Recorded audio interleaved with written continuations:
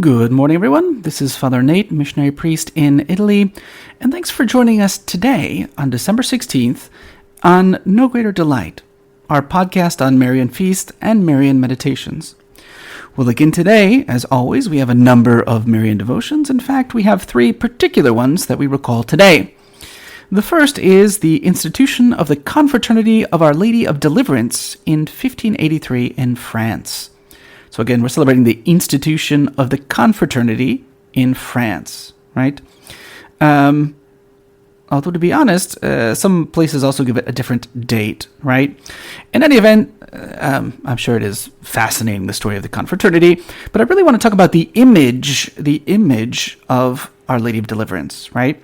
It dates back from the 14th century, when it replaced one that was from the 11th century, right? Over the years, many people have come there reporting graces after having visited Our Lady and prayed before her statue. Even from the 14th century on, it was already a popular pilgrimage site, right? With the growth and devotion of Our Lady, again, they started the confraternity, and it grew to around 12,000 people in a short period of time, right? One of their main works was to help the poor by freeing those who had been placed into debtor's prison, right? Now, we might say, okay, well, that's interesting. Why is it such an important place? Well, actually, a lot of the saints in France have particular devotion to Our Lady of Deliverance, right? For instance, Saint Francis de Sales was studying in Paris in around the year 1583. That's where his father sent him to study, thinking that he would become a leader in the government. Well, he also frequently went to church. And it was in front of this statue that he would make a vow of chastity, which he kept hidden from his family for a number of years. Likewise, in France, in Paris, one time he was hearing a lecture on predestination, a very difficult topic to understand, and St. Francis de Sales was concerned that he was damned. He had no hope of getting to heaven. In fact, his despair was so great that he became physically ill. It was only in late 1586 that he took his concerns to Our Lady of the Deliverance, or of Good Deliverance, if you will. And after praying a memorare, he felt relieved of his burden and concerns and was rather filled with joy. So later he would share the story in honor of Our Lady's intercession, which had freed him from the darkness. Likewise, Our Lady of Deliverance and St. Vincent de Paul have a close relationship. We know that Vincent de Paul founded both the Congregation of the Daughters of Charity and the Congregation of Priests of the Mission, who are known as the Lazarists, right? And he entrusted both of these congregations to Our Lady of Deliverance. At one point, in fact, there was a plan to place his remains in the same chapel with the statue, right? But that, for whatever reason, didn't actually materialize. Instead, in his honor, they struck 30,000 medals with images of Our Lady of Good Deliverance and St. Vincent de Paul. Lastly, we can think of St. Madeleine Sophie Barat and Our Lady of Deliverance. Madeleine Sophie Barat founded the Society of the Sacred Heart, right? And started many schools throughout Europe and North America. During one of her visits, she entrusted the constitution for her society to Our Lady of Deliverance. So lots of French saints have had a devotion. Maybe we should too. Now we're going to jump all the way across the ocean to Denver, Colorado, of all places, where they're celebrating Our Lady of the New Advent. So we know that novenas are an expression of Catholic devotion. Today, December 26th, starts the Christmas novena, the 9 days before preparation for Christ's birth. In the Archdiocese of November, the day is very special because it's the feast day of Our Lady of the New Advent, right? So, as the Archdiocese of Denver was preparing for the 2000 Jubilee, it's the year 2000, Archbishop Francis Stafford decided to hold a 9-year novena leading up to the new millennium. Right, so that means when you start, 1991. And so he commissioned William Hart, a Jesuit iconographer, William Hart McNichols, to create an image of Our Lady, representing Our Lady as Our Lady of the New Advent, right? It became the official icon of the Archdiocese, even though its patron is Francis. And in 1992, in response to Stafford's request for a liturgical feast day with a Mass in honor of Our Lady of the New Advent, the Vatican designated December 16th as that feast day. And on August 12th, 1993, at the opening of World Youth Day in Denver, Pope St. John Paul II prayed, "O Mary, Our Lady of the New Advent, who kept all these things, pondering them in your heart, teach these young people to be good listeners to your Son, the word of life. Beautiful. And then we're going to have to jump across the ocean again. That's fine for us as we do it virtually. Where we celebrate Madonna della Maria, or Santa Maria della Maria, an icon and cathedral in Monopoli, in the province of Bari, the region of Apulia in Italy, right? The basilica is dedicated to the Blessed Mother under the title of Madonna della Maria, named after the icon is there. Now, there are a lot of very interesting traditions. So the tradition is that the icon drifted into the harbor on a raft in 1117, right? So the story goes like this. On the night between December 15th and 16th, so remember, today's the 16th, 1117, a raft, Madia, maybe it's dialect, drifted ashore on the coast, carried an image of Our Lady. At the time, Romuald was the bishop of the city. He was trying to build a new cathedral, but there just wasn't enough lumber to make beams for the roof. So to solve the problem, what do you do? Well, the faithful townspeople prayed, invoking Our Lady's intercession. It was on the night of December 16th that Our Lady appeared to the town sacristan in a dream, telling him that the beams were at the port.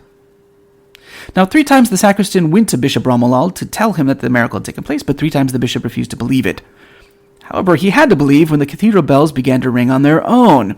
So then Romuald quickly went to the harbor to recover the painting and the raft with its precious lumber. But 3 times his attempts failed. Each time he tried to take hold of the raft and it would drift away. Interesting. 3 times. As though he were being punished for earlier disbelief. On the 4th time, he was finally able to draw it ashore. Since then, the townspeople have celebrated on December 16th by carrying Our Lady's icon along the sea, right? At present, the feast is also celebrated in August, mostly for people returning to the village. But the real feast day, the one that's close to the heart of the people, remains that of today, December 16th. In today's reading from The Admirable Heart of Mary by St. John Eudes, we continue his chapter where he compares Mary's heart to the sea. And today, actually, we have a very beautiful image in which he will speak about the words of St. John the Apostle. Yes, Mary's admirable heart is indeed a sea, being, after our Lord himself, the basis and sustenance of the Christian world, a sea of charity and love, a sea more solid and firm than that which sustained the feet of St. Peter as he walked upon its surface. Her heart is an ocean more strong than the firmament itself, that sea of which St. John speaks in the Apocalypse.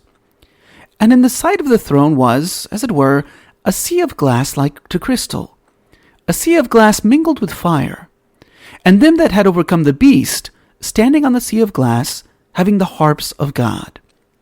So that comes from the book of Revelation, chapter 4, verse 6, and chapter 15, verse 2. Let us study the symbolism of the vision of the evangelist. Glass is a product which owes its clarity, shape, and perfection to molding in the heat of intense fire.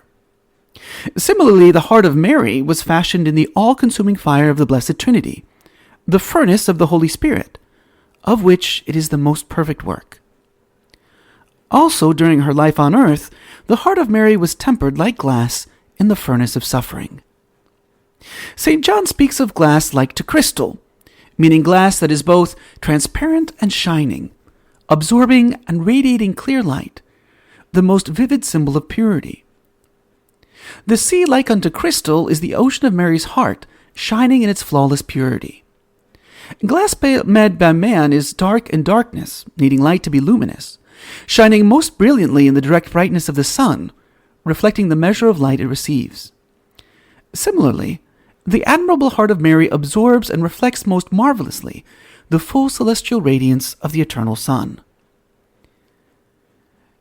She is the sea of crystal in the side of the throne, that is, directly before the face of the Divine Majesty, her entire existence being to receive and to reflect the image of God, not only as a sea, but as a shining mirror. John also speaks of the vision of a miracle, a sea mingled with fire, and thus he explains the inspired words of the Canticle of Canticles, the Song of Songs. Many waters cannot quench charity, nor can the flames drown it. It's the Song of Songs, chapter 8, verse 7. These floods represent the torrent of sorrow that engulfed the heart of Mary, the beloved spouse, particularly during the passion of her divine Son. O Virgin Daughter of Sion, great as the sea is thy deep affliction. That's the book of Lamentations, chapter 2, verse 13. Yet even this ocean of sorrow did not overwhelm the fire of love in the heart of Mary, but rather caused its flames to glow more brightly. The evangelist envisions the saints standing upon the sea of crystal, because their salvation has been founded upon Mary, and they have chosen to dwell with her beloved Son. Because of her, they have won the grace to chant forever the canticle of the Lamb, the hymn of praise, of joy, of victory over evil. Therefore they stand upon the sea of her heart, bearing harps. For the day's Marian meditation, taken from the book by Father Ildefonso Villar, we conclude Meditation 17, which is on the presentation of Our Lady. To recall, this meditation is all about the value of virginity, and so Father Ildefonso concludes with a meditation entitled You and Virginal Purity. Meditate on the greatness of this virtue, so that you may be induced to thank God for the love that He has put in your heart for it. To be a virgin is to be an angel on earth, but even with more merit than they. The angels are virgin. They cannot be otherwise because they are not of flesh. But for you, burdened with flesh and a corruptible body, saddled with all concupiscence in the midst of a corrupt world, with a constant struggling against the passions which the devil is fanning in you and around you, yet in spite of all this to be pure, to be chaste, to be a virgin. All this, although it may sound as an exaggeration, is more than angelic. A pure soul is the image of Mary, is her faithful portrait. Such a soul is the spouse of God. God's predilection for virginity goes to the extent of loving virginal souls as His spouses on whom He lavishes divine gifts, for whom He reserves such a singular reward which only a virgin can enjoy. In fact, they are the bodyguard of the Virgin of Virgins. They follow the Immaculate Lamb in close attendance, singing the hymn of virginity, which they alone may sing. Glory to this virtue. Glory to Mary, who taught us the value of virginity. Let this enthusiasm for virginity and for the Virgin of Virgins encourage us in our difficulties, strengthen us to practice self-denial and penance and fervor, so that Christian purity may till the end of our life blossom within us without ever failing. So let it be, dear Mary. Hello, and we hope that you enjoyed listening to our Marian podcast. In the spirit of Saint Bernard of Clairvaux, we say to you that there is no greater delight than to spread the devotion of Our Lady. We hope you share these sentiments and encourage you greatly to share with a loved one. Know that you are always in our prayers, and we ask that you keep us in yours. God bless.